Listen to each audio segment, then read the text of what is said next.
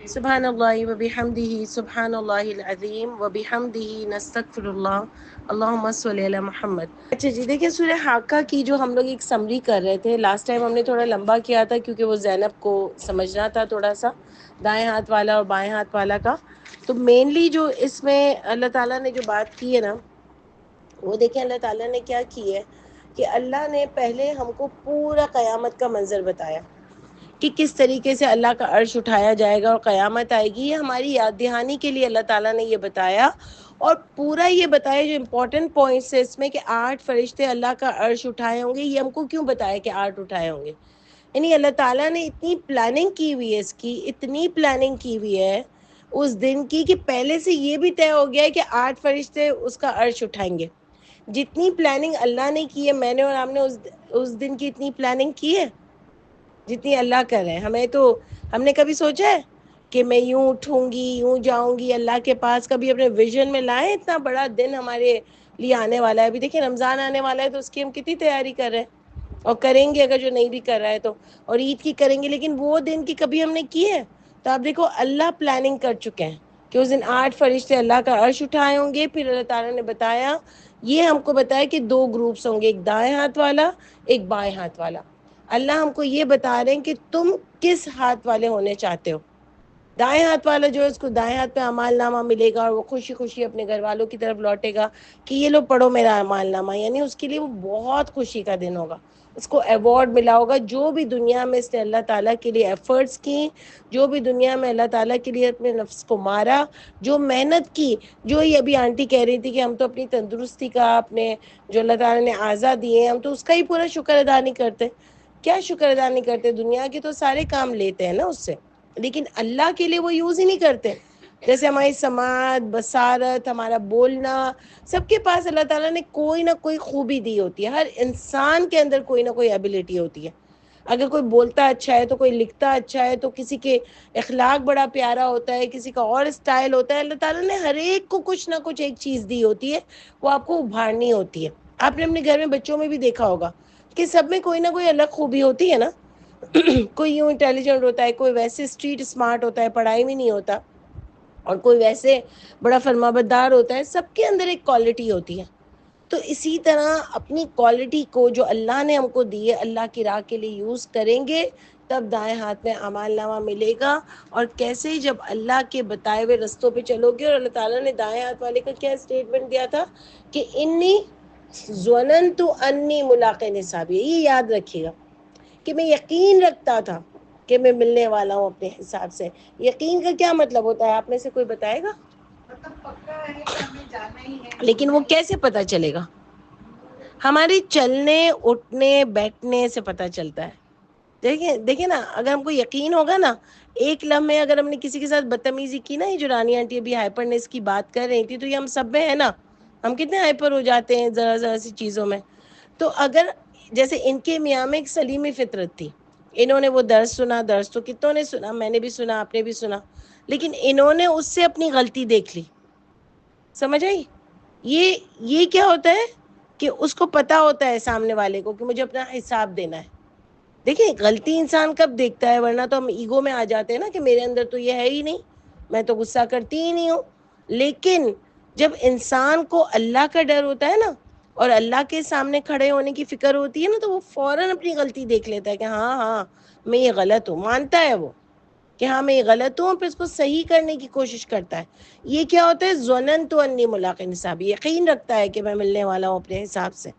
جیسے اگر کسی کو اپنا مال دیتا ہے تو اس سے ایکسپیکٹیشنز نہیں رکھتا۔ وہ مال جس کو دیتا ہے وہ اس سے بدتمیزیاں بھی کرتا ہے، اس کے ساتھ بے ایمانی بھی کرتا ہے۔ بدتمیزیاں یوں سامنے سامنے تو نہیں کرتا ہے، لیکن پیچھے سے اس کی باتیں بھی کرتا ہے، لیکن وہ مال اس کو دینا چھوڑتا نہیں ہے۔ کیوں؟ یہ بھی یہی انی ظننت انی ملاق حسابی ہے، کیونکہ وہ اپنے ظرف کے مطابق کام کر رہا ہے، اور یہ جب دیکھ رہا ہے کہ اس کو مال کی ضرورت ہے تو یہ اپنے ظرف کے مطابق کام کرتا ہے، وہ اس کا کلوز ہے، ٹھیک ہے؟ تو وہ اپنے ظرف کے مطابق کام کرتا ہے۔ یہ اس کو کہتے ہیں انی ظننت انی ملاق حسابی۔ جب ہماری نمازیں بہت خشوع و خضوع کے ساتھ پرائیویٹلی اچھی ہو جائے نا، یہ کیا ہوتا ہے؟ انی ظننت انی ملاق حسابی۔ میں سب کے سامنے تو بڑی سافٹ، ہنسمکھ، یہ وہ بڑی نیک پروین نظر آؤں، لیکن اگر اندر سے میرے اپنے مجھ سے ناراض ہیں، یا کسی آدمی سے بھی باہر بہت اچھا ہے، اس کے اپنے اس سے ناراض ہیں، ظلم کرتا ہے اپنوں پر، تو وہ ایسا نہیں ہے، وہ آگ میں جلے گا. اس کو ساتھ اللہ تعالیٰ دیکھیں گے کہ اتنی منافقت. تو جو انی ظلن تو ملاق حسابیہ ہوتا ہے نا، وہ ہر کام اللہ کی رضا کے لیے کرتا ہے. اگر ٹائم بینگ کوئی غلطی ہو بھی جاتی ہے نا، اس کو فوراً یاد ہو جاتا ہے کہ اللہ تعالیٰ میں نے غلطی کی، آپ مجھ سے ناراض ہوں گے، اور میں اب انشاءاللہ کوشش کروں گی ایسا نہ کرو. ٹھیک ہے. پھر جو بائیں ہاتھ والا تھا، اللہ تعالیٰ جو بتا رہے ہیں یہاں پر کہ جو بائیں ہاتھ والا ہے اس کو پیٹھ کے پیچھے مار کے دیا جائے گا. اس لیے کہ وہ اس نے کیا کیا تھا، اس نے فکر ہی نہیں کی تھی. اور وہ کیا سمجھ رہا تھا، اس کے لیے تو اللہ تعالیٰ نے بہت پیاری زندگی تھی، اور اس کے لیے اللہ تعالیٰ نے کیا، اس نے کیا کہا بین ڈال کے، وہ کیا کہنے لگا کہ ماں اغنی عنہ مالیہ، یعنی مجھ سے تو میرا مال ہی کام نہیں آیا. اس کا مطلب دنیا میں اس کے پاس مال ہوگا. یوں کرتی ہوں تو آپ لوگ نہیں دکھتے. دنیا میں اس کے پاس مال ہوگا نا، جبھی وہ کہہ رہا ہے نا کہ مجھ سے میرا مال نہیں. آج آپ دیکھتے ہیں نا کہ جس کے پاس مال ہوتا ہے وہ اپنے بڑے بڑے کام نکلوا لیتا ہے. دنیا بھر میں یہ ہوتا ہے، اور ہمارے یہاں تو اتنا زیادہ ہوتا ہے کہ جس کی کوئی حد نہیں. اور جو ہمارے ملک کا حال ہو رہا ہے، اور جس طریقے سے یہاں پر مال جن کے پاس ہے وہ پورا ملک کو ہی ختم کرنے کی کوشش کر رہے ہیں. جج بھی اپنے بٹھا دیتے ہیں، مار بھی دیتے ہیں لوگوں کو، کوئی پوچھنے والا ہی نہیں ہے. ریپس ہو جاتے ہیں. ابھی دیکھا پولیس والے کی لاٹھی ہے تو اسی کی بھینس ہے کہ پولیس والے نے ہی ریپ کر لیا، پولیس والے نے ہی گھر میں عورت کو خاوند کے سامنے ریپ کر لیا، لیکن نام نہیں آیا، کوئی پکڑنے والا نہیں ہے. یہ سب اپنا یوز کرنا، اپنے سیٹ کو. جو ججز بھی آج کل ہمارے یہاں بکے ہوئے ہوتے ہیں، ہمیشہ سے ہوتے ہیں، اور آج کل کچھ زیادہ ہی ہیں، تو یہ اپنے مال بنا رہے ہیں. کتنا مال بنائیں گے سوچیں. جب تک زندہ ہیں بھئی 80 کے ہو جائیں گے، 90 کے ہو جائیں گے، 100 کے چلو ہو جائیں گے، مرنا تو ہے. تو کیا سمجھتے ہیں کہ یہی کام آئے گا؟ تو جس طریقے سے لوگوں کے خون کے عوض پیسہ لیتا ہے انسان، سیٹیں لیتا ہے، یہ ہمارے اللہ کے نام پر جو فتوے بیچتے ہیں، جو اس سے پیسہ لیتے ہیں، وہ کیا سمجھتے ہیں یہ مال ان کو سدا کام آئے گا؟ ماں اغنا، وہ کہہ رہا ہے اللہ تعالیٰ جہنم کے بارے میں بتا رہے ہیں کہ ماں اغنا انی سلطانی، یعنی مجھ سے نہیں کام آیا، مجھ سے میرا مال اس کو کام نہیں آیا. یعنی وہ جس بلبوتے پر آج زیادتیاں کر رہا تھا، اللہ کی حدود کو کراس کر رہا تھا، وہ مال اس کو اس دن کام نہیں آیا. تو میرے اور آپ کے پاس بھی جتنا مال ہے، جتنا اللہ تعالیٰ نے ہم کو اچھا رکھا ہے، ہم کو دیکھنا ہے کہ کیا میں اس سے اللہ کی محبت کماتی ہوں یا دنیا کماتی ہوں. یہ ہمیں بھی دیکھنا ہے. تو اس کا اسٹیٹمنٹ اللہ تعالیٰ ہم کو کیوں دے رہے ہیں، ما اغنی عنی مالیہ، کیوں دے رہے ہیں اسٹیٹمنٹ؟ کہ ہم سمجھیں کہ آج ہمارے پاس گھر ہے، ہمارے پاس سب کچھ ہے، تو ہم بھی ایک ویل سیٹل لوگ کہلاتے ہیں نا. تو ہم کیا بس یہ ہے تو اب اپنی مرضی سے زندگی گزار رہے، تو یہ وہاں کام نہیں آئے گا. یہ ہم اللہ کو یاد کر رہے ہیں، اللہ کے حدود میں رہ رہے ہیں تو کام آئے گا، ورنہ پھر یہ پیسہ کچھ بھی اللہ کے گھر نہیں دے گا. اللہ کہہ رہے ہیں، وہ کہہ رہے ہیں ہلک عنی سلطانیہ، یعنی ہلاک ہو گئی مجھ سے میری سلطنت. سلطنت سے کیا مطلب؟ وہ کوئی بڑا بھی ہوگا ہے نا، سلطنت ہوگی نا، اس کا عہدہ ہوگا. سلطنت کو ویسے کیوں سلطان کو سلطان کہا جاتا ہے؟ کیونکہ اس کی بات آخری بات ہوتی ہے، اس کے بعد کوئی آرگومنٹ نہیں ہوتا، اس کے بعد کوئی آرگومنٹ نہیں ہوتا، اس کی بات آخری بات ہوتی ہے، اس لیے اس کو سلطان کہتے ہیں.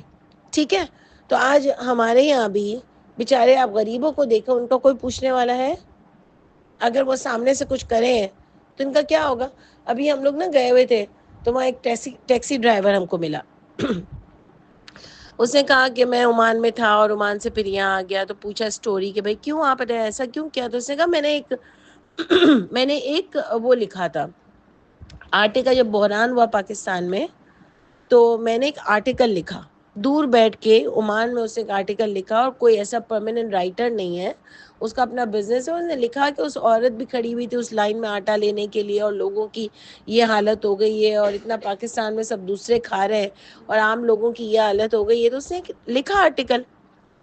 وہاں پر ایمبیسی پاکستان کی اس کو پکڑنے لگ گئی کہ تم یہ آرٹیکل کیوں لکھ رہے ہو. اب سوچو کہ ہماری ہے کہ ہم کوئی صحیح نہیں ہے، اور ہماری انٹیلیجنس اس پہ کام کری کہ کسی نے بھی کہیں آرٹیکل لکھا تو اس کو پکڑ لو. تو اس نے لکھا، اور ان کے اوپر لکھا بھی نہیں تھا، حکومت تھی، حکومت کے اوپر لکھا تھا جو کچھ بھی تھا، تو وہاں پر اس کے پیچھے پڑ گئے کہ آپ بولو کہ میں نے اس کے کہنے پہ لکھا تھا، یا آپ ایک معافی نامہ لکھ لو. اس نے کہا میرا ضمیر تو نہیں مجھے وہ کر رہا تھا کہ میں لکھوں، میں نے تو ایک نارمل بات کی تھی نا کہ یہ حالت ہو گئی کہ عورتوں کو بھی نکل کے آٹے کی لائنوں میں کھڑا ہونا پڑ رہا ہے. اور اس میں کیا غلط بات ہے؟ ہر ملک میں لکھا جاتا ہے جہاں بھی ایسی چیزیں ہوتی ہیں کہ بھئی لوگوں کے ساتھ یہ ہو رہا ہے. تو اس کو ایٹ لاسٹ عمان میں نہیں بیٹھنے دیا گیا، بولا آپ یہاں سے نکل جاؤ. عمان سے وہاں پر بولا آپ یہاں سے کہیں بھی نکل جاؤ. تو پھر وہ مکہ میں آیا اور اس طرح سے ہم کو ملا. لیکن آپ سوچو کہ یہ حال ہے کہ ناانصافی پہ آپ لکھ بھی نہیں سکو. یعنی ایسا دعویٰ بیٹھا ہوا، یہ ہوتی ہے سلطانیت جنہوں نے سمجھ لی کہ سدا رہے گی. ایسے کتنے سلطان آئے اور کھڈے میں مل گئے. فرعون جیسا فرعون سب کے سامنے برباد ہوا اور کہتا رہا کہ جی جی میں اللہ کو مانتا ہوں. لیکن کیا ہوا اس کے ساتھ؟ آج تک اللہ تعالیٰ نے اس کو سب کے سامنے نشان عبرت بنا دیا کہ اللہ تعالیٰ نے کہا وہ صبح اور شام آنکھ پر پیش کیا جاتا ہے. سوچو، یہ صرف ایک لائن نہیں ہے بولنے کی. صبح اور شام کس پر؟ آنکھ پر. آنکھ پر پیش ہونا آسان ہے؟ اب سوچو. لیکن جب انسان سلطان بنا ہوا ہوتا ہے نا، بڑا والا، سب پہ ظلم کرنے والا، تو اس کو لگتا نہیں کہ کبھی اس کی پکڑ ہوگی. لیکن آپ دیکھ لو کہ اللہ تعالیٰ وہاں پر یہ لائنیں ہم کو بتا رہے ہیں. زندگی میں کس بات پر فخر پہ تھا؟ دو باتیں ہمارے سامنے آ گئی کہ اس کے پاس پیسہ تھا، وہ اچھے طریقے سے رہ رہا تھا، اور اس کی صحت تھی.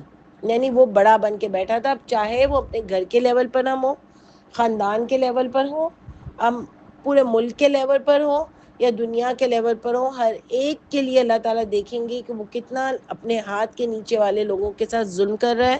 اور جب وہ اچھے سے رہ رہا ہے تو اللہ تعالیٰ کی نعمت کو کس طرح سے مس یوز کرتا ہے. یہ اللہ تعالیٰ دیکھیں گے. ہم سب کے لیے یہ بات ہے. ٹھیک ہے؟ تو اب آپ کو کون سا بننا ہے؟ آپ کو اللہ کے حضور کیسے پیش ہونا ہے؟ اچھے لوگوں میں یا برے لوگوں میں؟ یہ ہمارے اوپر ڈیپینڈ کرتا ہے. تو سورہ حاقہ کا مین تھیم ہی یہ تھا. اور اس کے بعد اللہ تعالیٰ نے جو بتایا یہاں پر قسمیں کھا کے، اب قرآن کی بات آ گئی. جو آیت نمبر جو لاسٹ میں، بالکل آپ لاسٹ میں چلے جائیں، ہم اس کو شارٹلی ڈسکس کرتے ہیں کہ اینڈ میں بات آ گئی کہ انہ لقول رسول کریم. یہ جو بات ہے، یہ جو بات ہے رسول کریم کی، کیا بات پہ بات آئی؟ انہ کیا؟ قرآن. قرآن کی بات آ گئی. بات ہو رہی تھی قیامت کی، بات ہو رہی تھی دائیں اور بائیں کی، اور اب بات آ گئی قرآن کی. کیونکہ مسئلہ کیا تھا کہ لوگ قرآن نہیں مان رہے تھے اور قرآن پر نہیں چل رہے تھے. اور دائیں ہاتھ والے کون تھے؟ جو قرآن پر چل رہے تھے. اور بائیں ہاتھ والے کون تھے؟ جو قرآن پر نہیں چل رہے تھے. تو اللہ تعالیٰ نے بتایا انہ لقول رسول کریم وما هو بقول شاعر. ہاں، وما هو بقول شاعر قلیلا ما تشکرون ما تؤمنون. یعنی یہ کوئی شاعر کا کلام نہیں ہے. اور پتہ ہے اس پہ اتنا افسوس ہوتا ہے کہ ہم لوگ کے یہاں زیادہ توجہ دے دی گئی کہ کس طریقے سے قرآن کو پڑھا جاتا ہے. لہک لہک کے قرات، یوں نکالو لفظ، یوں نکالو ذات را تو ذا، تو سب کے الگ الگ میننگ ہونے چاہیے. ہاں ایک طریقے سے پڑھنا چاہیے، لیکن اتنا سٹائل اور ایک سانس میں اتنا پڑھتے ہیں اور ایک سانس میں یہ کرتے ہیں، یہ سوال نہیں ہوگا قیامت کے دن. اللہ کہہ رہے ہیں نہیں ہے کوئی شاعر کا کلام. انہ لقول رسول کریم وما هو بقول شاعر قلیلا ما تؤمنون. بہت کم تم ایمان لاتے ہو. یعنی پڑھتے ہو بہت پیارا پیارا، لہک لہک کے پڑھتے ہو، لیکن ایمان نہیں لاتے ہو، عمل نہیں کرتے ہو. اور آپ کو نہیں لگتا کہیں بھی مدرسے میں چلے جانا، ابھی تک ہم کو عورتیں بتاتی ہیں کہ کہیں بھی مدرسے میں چلے جاؤ اور ان کو بولو نا کہ بھائی تجوید ہم کو نہیں صحیح کرنی، اور پہلے ہم تفسیر کر لیتے ہیں اور ترجمہ کرتے ہیں، تو بولیں گے نہیں نہیں ابھی تک تو آپ کا قرآن ہی صحیح نہیں ہوا. جب آپ کو اتنا گناہ مل رہا ہے، آپ یہ نماز میں بھی پڑھتی ہیں، آپ نے ابھی تک تو قرآن ہی صحیح نہیں کیا. تو ترجمہ تو بعد میں آتا ہے، کیونکہ ہمارے یہاں پہلے بتا دیا گیا نا کہ پہلے صحیح طریقے سے نماز قرآن کو پڑھنا، پھر یہ پھر وہ، تو وہ کرواتے ہی نہیں آگے. تو فوکس کس پہ دے دیا گیا کہ یوں نکالو یوں نکالو. ہم تو میمن ہیں، ہمارے تو عین غین سین شین نکلتے بھی نہیں ہے جلدی سے توازا، کیونکہ ہماری تو اردو اتنی کلیئر ہوتی بھی نہیں ہے نا. تو ہماری امیوں کو بھی اسی پہ لگا دیا تھا. وہ تو شکر ہے کہ ہم فیال باجی کے مدرسے میں آئے اور ترجمے ہوئے اور پھر اسی میں انسان چلتے چلے گئے. لیکن وہ کیا ہوتا ہے کہ آپ کو ایک طریقے سے لگا دو. اللہ کہہ رہے بہت کم تم ایمان لاتے ہو. ہم سب نے اس کو اپنی کتاب تو مان لیا، لیکن آپ یقین کرو کہ ایمان ہم نہیں لاتے. آپ کو پتہ ہے یہ کہاں ملے گا؟ جب آپ عمرے پہ جاؤ گے نا اور حج پہ آپ جاؤ گے، آپ کو وہاں احساس ہوگا بہت زیادہ کہ ہم سب مسلمان وہاں جمع ہوتے ہیں، لیکن تمیز نہیں ہے، تمیز نہیں ہے. اور وہاں کے لوگوں میں بھی کہ آپ اگر پولیس بٹھائے ہوئے ہو تو ان کو اردو بھی آئے، ان کو انگلش بھی آئے، آپ نے کام سنبھالا ہے نا. آپ کو دنیا بھر اسی لیے آتی ہے وہاں پر، ورنہ کون جائے گا؟ اگر اللہ کا گھر نہیں ہوگا تو کون جائے گا آپ بتاؤ؟ تو وہاں پر آپ لوگوں کو سہولت دو. ٹھیک ہے ہم مانتے ہیں آپ کرتے ہیں، صاف بھی رکھتے ہیں، سب کچھ ہے، لیکن آپ لوگوں کو ذلیل نہیں کرو. آپ لوگوں کو بتاؤ. پتہ ہی نہیں ہوتا کہ کہاں سے باہر نکلنا ہے. اندر پہلے تو یہ ہوتا تھا نا جہاں سے اندر جاؤ وہیں سے باہر آ جاؤ. اب تو پتہ ہی نہیں ہوتا کہ کہاں سے باہر نکلنا ہے. ایسا کبھی کبھار کر دیتے ہیں اور تھک جاتے ہیں لوگ. اور اصل میں مسئلہ یوں ہوتا ہے کہ سمجھ میں بھی نہیں آتی ہوتی نا لینگویج. تو پھر اس سے پوچھو، اس کو بلاؤ، تو بھئی اب ایسے بناؤ نا. دنیا بھر سے لوگ آتے ہیں، آپ کو اگر اس کا اجر مل رہا ہے تو آپ بناؤ نا. آپ کو تو کتنی ڈونیشن مل رہی ہوتی ہے. کچھ لکھا ہوا نہیں ہے کہ بھئی یہ کھلے ہوں گے. یہ ایک دن آپ حرم میں جاؤ گے آپ کو لگے گا آج تو بس میں یہیں بیٹھوں گی. سکون ہوگا. آپ نے درس بھی ریکارڈ کیا، آپ نے اپنا پڑھا بھی، آپ کو جو کرنا ہے آپ نے کیا. دوسری دن آپ جاؤ گے تو آپ کی دنیا ہی بدلی ہوئی ہے. وہاں پر آپ کو بیٹھنے ہی نہیں دیں گے. اینڈ مومنٹ پر ہٹا دیں گے. ابھی کوئی بیٹھا ہوا ہوگا، ٹھیک ہے آپ کی کوئی اسٹریٹجی ہوگی، ہم مانتے ہیں. آپ کو سنبھالنا ہے، آپ کو بہتر پتہ ہے کیا ہونا چاہیے کیا نہیں ہونا چاہیے. میں صرف اتنا کہہ رہی ہوں کہ آپ لکھ کے دے دو کہ یہ ہمارے سیکشنز ہیں، صرف یہیں آ سکتے ہیں. پھر جو بات نہیں مانے نا وہ غلط ہے. آدمی یہاں آ سکتے ہیں ہمیشہ کے لیے، اس کو پرماننٹ کر دو نا. کبھی یہاں کبھی وہاں سے تو چیزیں نہیں چل سکتی ہیں. آپ اجازت دیتے ہو نہیں دیتے ہو بتا دو، لیکن ایسا کچھ نہیں. اور پھر ہم سب جو جاتے ہیں وہ بھی دھکے دھکے مکے جو پڑ رہے ہیں، لیکن آپ ہاتھ نہیں چھوڑتے. اور پتہ ہے اب تو سب چیزوں سے میں نے جو دیکھا کہ پاکستانی پھر بھی تھوڑے بےچارے معصوم ہوتے ہیں. سب بہت بدنام کرتے ہیں، گندے بندے بہت ہوتے ہیں، لیکن معصوم یہ ہوتے ہیں کہ زیادہ دھکے جو لگ رہے ہوتے ہیں نا وہ دوسرے ملکوں کے ان کو لگ رہے ہوتے ہیں. کیونکہ ان کو یہ بول دیا جاتا ہے اب ہاتھ نہیں چھوڑا. وہ بےچارے بھی ڈر رہے ہوتے ہیں کیونکہ سارے بڑے بڑی عمر کے لوگ آتے ہیں کہ بھئی ہاتھ چھوٹیں گے تو الگ ہو جائیں گے نا، پھنس جائیں گے. تو ان کو بھی تو تھوڑا سا بتائے نا. اتنے دھکے اتنے دھکے، اور پھر کوئی حد نہیں ہوتی ہے. یا تو کوئی کسی کو صف میں جگہ نہیں دے رہا ہوتا. سب کو پتا ہوتا ہے کھڑے ہوں گے تو یہاں پر ایک دو جانے آ جائیں گے تو آپ بٹھا لو نا اپنے آگے کہ بھئی ہم کھڑے ہوں گے تو آ جاؤ گے آرام سے. یا پھر کوئی جگہ گھس جاتا ہے آگے کسی کی صف میں تو وہیں پر ہماری تمیز نظر آتی ہوتی ہے. اللہ تعالیٰ یہ نہیں دیکھیں گے کہ آپ نے نیچے کتنے چکر لگائے. آپ نے لوگوں کو دھکے دے کے بھی آپ حجر اسود پہنچ گئے. آپ نے اللہ کے گھر کو دھکے دے کے بھی ہاتھ لگا لیا. آپ دھکے دے کے بھی عتیم میں پہنچ گئے. یہ نہیں اللہ تعالیٰ دیکھیں گے. اللہ کے گھر کے آگے تو کوئی تمیز ہو. ہم تو نماز میں بھی بولتے ہیں کہ تمیز سے کھڑے رہو، بادشاہ کے سامنے کھڑے ہوئے ہو.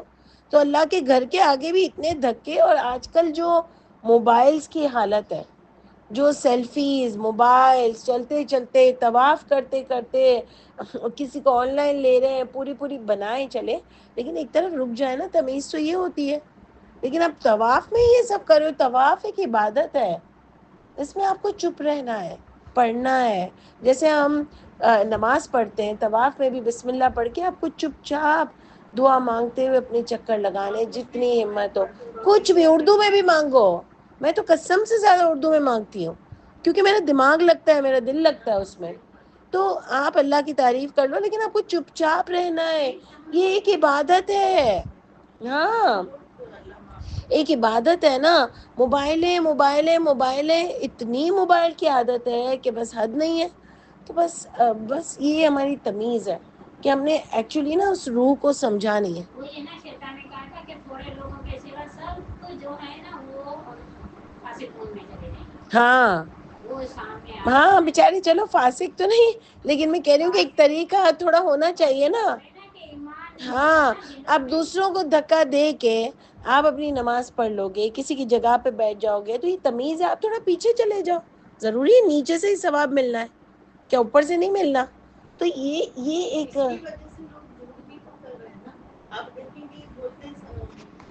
نہیں تو یہ بھی غلط ہے نا کہ اب ایک وہاں کی اتھارٹی نے جو بھی کیا ہے اب نہیں الاؤ تو آپ جھوٹ بول کے تو نہیں جاؤ گے. اتنا بڑا کام کرنے جا رہے ہو. ہاں کر رہے ہیں، بہت کر رہے ہیں، بہت کر رہے ہیں. ہاں ہاں ہاں ہاں بہت گناہ، بہت گناہ، کتنی پتہ نہیں، یہی تو میں کہہ رہی ہوں، عقل ہی نہیں ہے، سمجھ ہی نہیں ہے کہ کیا کرنا چاہیے. اور آگے بڑی امپورٹنٹ بات اللہ تعالیٰ بتاتے ہیں کہ وما ہوا ولا بقول کاہن قلیلا ما تذکرون، یہ کوئی جادو کا بھی نہیں ہے کلام، اور تم بہت کم اس پر ایمان لا. پہلے اللہ نے کہا سمجھتے بہت کم ہو، ایمان بہت کم لاتے ہو، اور دوسرا اللہ نے کہا نصیحت بہت کم حاصل کرتے ہو. یعنی پڑھ تو ہر کوئی، آپ کو پتہ ہے نا عمروں میں اب کتنے لوگ جاتے ہیں، آپ کے بھی آس پاس 10 لوگوں میں سے آپ ایک کا تو سنتے ہی ہوگے کہ وہ عمرے پہ جا رہے ہیں، اتنا زیادہ بڑھ گیا. لیکن اگر ہمارے اندر عمل نہیں آیا تو کیا فائدہ، کیا فائدہ آپ بتاؤ. اور پھر اللہ تعالیٰ فرماتے ہیں وما ہوا بقول کاہن، اور اللہ اب بتا رہے ہیں جو امپورٹنٹ آیت ہے کہ تنزیل من رب العالمین، یہ رسول کے ورڈز ہیں، رسول نے تم کو بتائے ہیں، لیکن کہاں سے آ رہے ہیں؟ تنزیل من رب العالمین. اس پر ہی اللہ تعالیٰ نے وہ بتایا کہ دائیں ہاتھ والا اور بائیں ہاتھ والا، یہ اللہ کے ورڈز ہیں.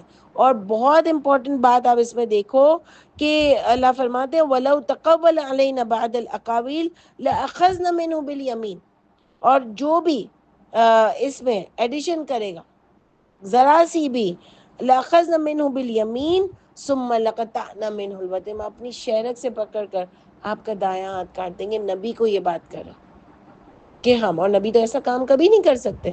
اللہ کہہ رہے ہیں اگر قرآن میں کسی نے ایڈیشن کیا تو ہم اس کا دایاں ہاتھ پکڑ کر اس کی شہرک کاٹ دیں گے. لیا ہے ایڈیشن قرآن میں کیسے ہو گیا آج کہ جب آپ نے اس میں حدیث کی بک ملا دی، فتوے ملا دی. آپ کل کا ہمارا سبق سنا ہم نے، اس میں فتوے کی ہم نے اگزامپل دی ہے. اس میں آپ دیکھیے گا کہ فتویٰ صرف قرآن دیتا ہے، یہ ہر جگہ کے لوگ فتوے نہیں دے سکتے. اور آپ دیکھو کہ دوسری باتیں آپ نے قرآن کے ساتھ دوسری باتیں، دوسری چیزیں ملا دی، دوسری باتیں ملا دی، دوسری ورڈنگز ملا دی. اللہ نے تو کہا ہے اگر کوئی ایڈیشن کرے گا، یعنی کیا مطلب تھا اللہ کا اس بات سے کہ جو اللہ کی کتاب ہے، جو تنزیل من رب العالمین ہے، وہی دین ہے، اسی سے قیامت کے دن سوال ہوگا.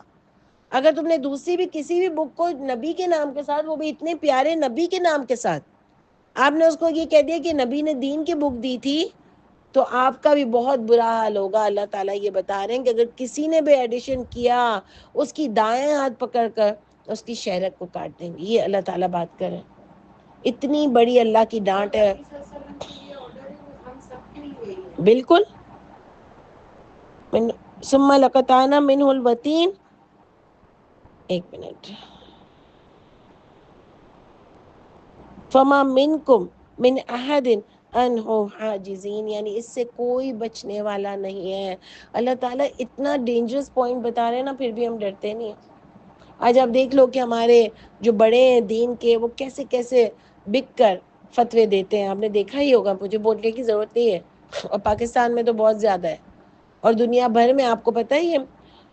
خیر اب کیا بولوں، اس پلیٹ فارم پر انشاءاللہ پھر بات کریں گے کہ بڑے بڑے پلیٹ فارم، جس کو ہم بڑا پلیٹ فارم سمجھتے ہیں، وہاں بھی جو اچھے اچھے اسکالرز ہوتے ہیں ان کو بیٹھنے نہیں دیتے، کیونکہ وہاں کی بھی حکومت جو آپ کو وہ دیتی ہے نا، آپ کو جو جمعے کا خطبہ، وہی آپ کو بولنا ہوتا ہے. آپ دیکھو وہاں پر بھی اب بہت نام لے کے اسرائیل کو بدوائیں نہیں، گناہ اس کے لیے دعا ایسی نہیں کی جاتی، بدوائیں نہیں دی جاتی. بدعا تو خیر دیتے ہی نہیں ہے، لیکن جس طریقے سے انہوں نے زیادتی کی ہے، پہلے جو بولتے تھے اب نہیں بولتے.